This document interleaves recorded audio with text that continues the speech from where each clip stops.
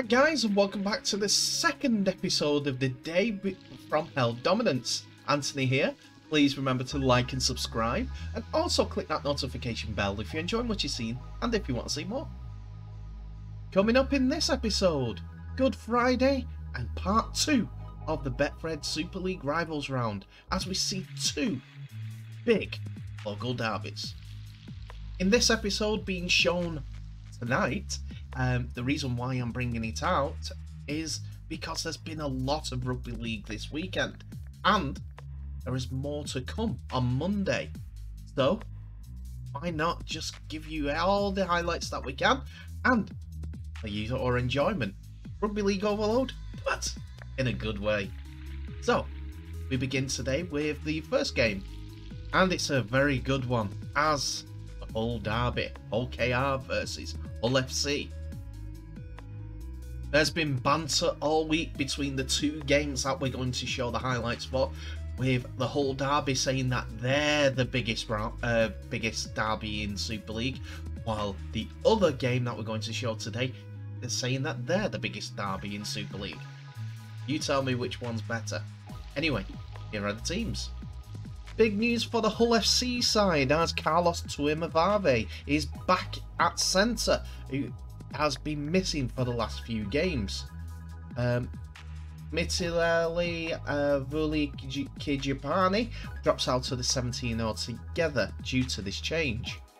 Josh Reynolds also returns to the starting lineup after being on the bench against Huddersfield in the Challenge Cup, which moved Joe Lovidua to second row loose forward position. Brad Thrash comes in for Tavita Sarte, while Sarte drops to the bench. We also see Jordan Johnson drop off the bench, as the bench consists of Chris Sarte, Jordan Lane, Kane Evans and young Jack Brown. For Hull KR, after their 34 points to 10 victory, we see Ethan Ryan appear on the wing instead of Jimmy Kinehorse, who drops to the bench.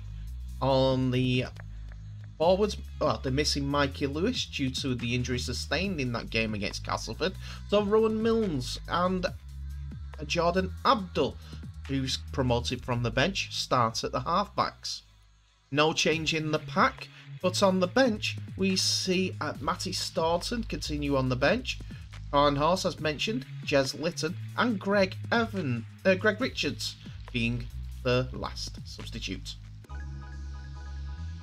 Hull KR start off the second half deep in the Hull territory, the first half deep in Hull territory, and after a great Ryan Hall break, Sam Woods couldn't pop off the ball to Ryan, as Ryan seemed to overshoot the centre, as you see here, so he couldn't get the pass away correctly.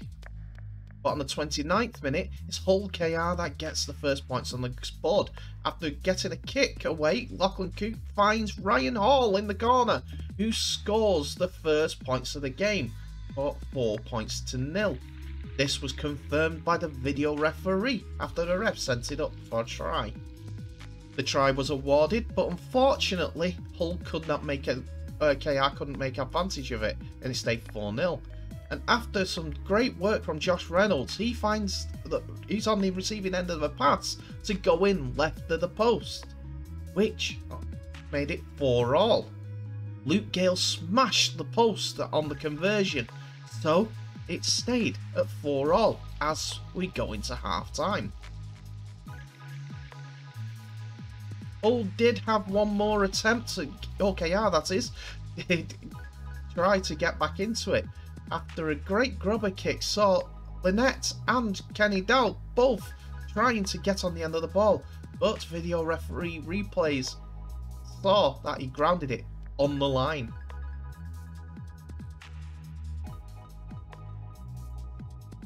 So closely.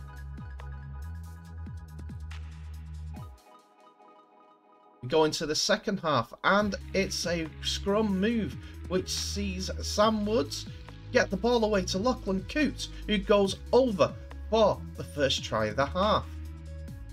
He converts the extras for a 10 points to 4 lead. Great pass by Wood.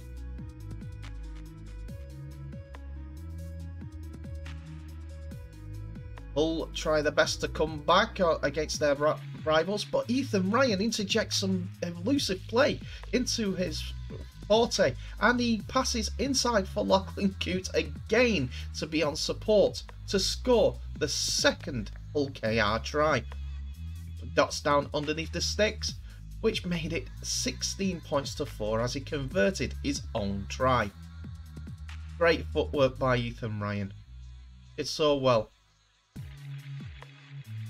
But then it's a free run all the way to the try line. And that's the final score, 16 points to 4, and Hull KR get the bragging rights. We now go into the second game that was shown on Friday as the, in my opinion, the biggest rivalry of Super League took their first steps of 2022 as Wigan Warriors face St. Helens in Langtree Park for this Good Friday game. While Saints are first in the table, Wigan Warriors are second in the table. So these top two are coming into it for more than bragging rights. It's to be the outright leaders of the Super League in 2022 so far. Wigan come into this after a 36 points to 6 victory against Wakefield in the Challenge Cup and have made quite a few changes in the backline. First of all, Abbas Miski comes in on the left wing due to Zach Hardacre being dropped from the squad completely due to what is called off the field instances. Know nothing about though. Ian Thornley misses out as well due to injury, so we expect John Bateman to play in the centres. Bevan French continues his road to recovery as he appears on the wing for Warriors. On the forwards, Liam Byrne gets the nod at starting forward as the only change, but on the bench, Patrick Mygo, Oliver Partington drops down to the bench in replacement for Byrne, while Ethan Havard, who's scored in the last few games for Wigan, I think it's 3-3, continues, and Joe Shorrocks also continues on the bench. For St. Helens, we see the change in the backline as Jonathan Bennison comes back into the starting lineup, but this time for Will Hapoate. And the forwards, as there's no changes in the halfbacks, as Lomax and Dodd continue. James Bell comes in the place of Kurt Surinnan due to his suspension. Morgan Knowles continues at loose forward, while on the bench it is only one change as Dan Norman drops from the 17 for Jake Wingfield, but Joey Lussick, Louis McCarthy-Scarsbrook and Ignatius Passy continue on the bench. After Liam Farrell nearly went in for Wigan, Saints went up the other end and Conrad Hurrell used his size and strength to get over the line, but the grounding was going to be checked by referee Liam Moore, who sent it up for the video referee to look at. Video referee Chris Kendall said that there was separation between Hurrell and the ball, so the try could not be given.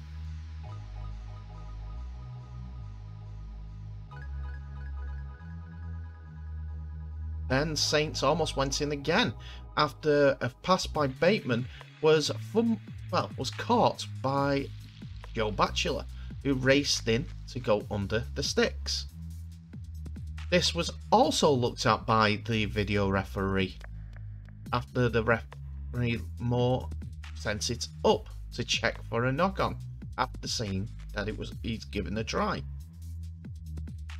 From different angles, it looked like Jai Fields had gone to get the ball, Batchelor had fumbled it into field, and that's been deemed a knock-on. Again, the video referee said no try. Wigan, though, were the first to score after a great close to the ruck play by Powell and Tommy Lulai. It was Jai Fields to get his 10th of the season, who outstripped Wellesby to score He couldn't convert his own try, so Wigan lead 4-0. Saints came back though after some good play by Conrad Hurrell. He finds Tommy Makinson, who goes in the corner for 4-all. Makinson is unable to convert his own try, so that's how the score set. But Hurrell again is on it as Makinson finds Lomax back inside, who runs in and scores underneath the sticks. Makinson adds the 2, and it's 10-4.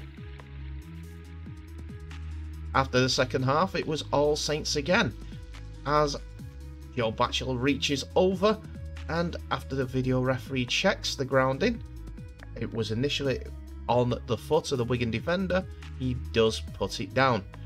There was some conversation over the last try, this try, and also Conrad Hurrell's, whether or not the separation between the hands and the arm would constitute as losing the ball, but the referee gave it.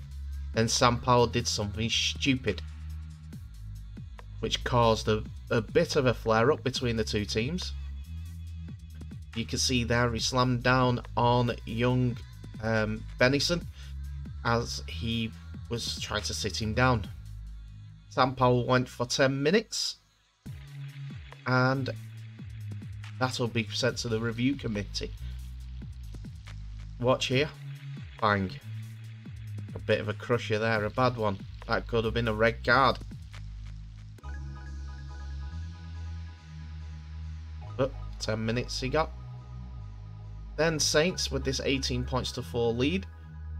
A kick into the corner by Welsby was fumbled and bumbled and found Mark Percival, who went over for the next try for 18 points to 22-4.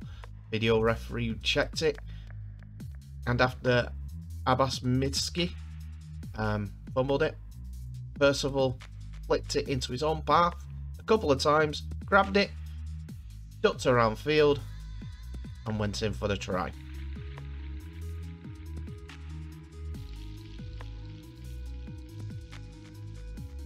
It was 22-4, and Percival has got 5 tries for the season. Wigan though do try to come back.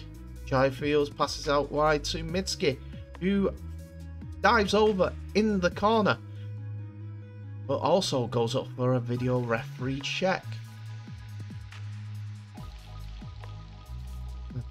The only try he attempted to give no try to was a Wigan try, but it was called right because he got his foot into touch.